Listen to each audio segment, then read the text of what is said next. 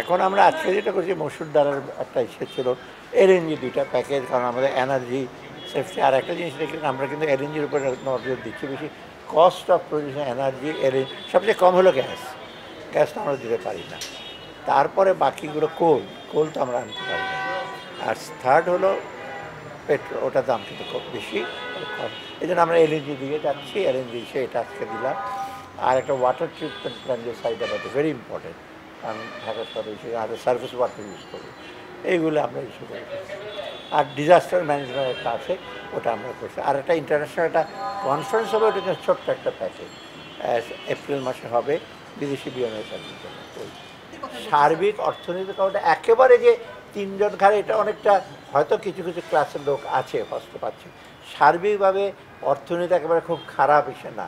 একটা হয়েছে যে ব্যবসা বাণিজ্যতে কিছু বন্ধ হতে, কিছু সোর্স অফ ইনকাম যেটা আমরা বলি সেটা কিছুটা হিসেবে, কিন্তু একেবারে একদম ধ্বংসের পথে চলে গেছে, পড়ে যাওয়ার পথে আমরা মোটামুটি উদ্ধার করে নিয়ে আসছি। আর সেকেন্ড হলো নূতন এমপ্লয়মেন্ট জেনারেশনটা একটু কম হচ্ছে, যেটা আমরা এখানে বলছি ইমিডিয়েটলি ইনফ্রাস্ট্রাকচার প্রোগ্রেস এগুলো যে করে। আর ব্যবসা বাণিজ্যটা আমরা চেষ্টা করছি, কারণ ব্যবসা বাণিজ্য সবচেয়ে বেশি ম্যাক্সিমাম করে তাই ইউনিক চ্যালেঞ্জ হলো। এইগুলো কিন্তু সরকার বরং দায়িত্ব নিচ্ছে ওদের নিজেদের দোষে, করাপশনের দোষ, ম্যানেজমেন্ট। আর সরকার থেকে আমার লেবার যেটা, অন্যগুলো আমরা কিছু কিছু দিচ্ছি তা না, কিছু দিচ্ছি না তা না, দেওয়া হচ্ছে কিছু, কিন্তু সবাইকে একবার সরকারি প্রাইভেট লাইবিলিটি সরকারের ঘাড়ে না। সরকারের টাকা মানে আপনাদের জনগণের টাকা, ওটা তো অন্য কাজে ব্যয় করতে হতো আমাদের, স্বাস্থ্য, শিক্ষা, সামাজিক।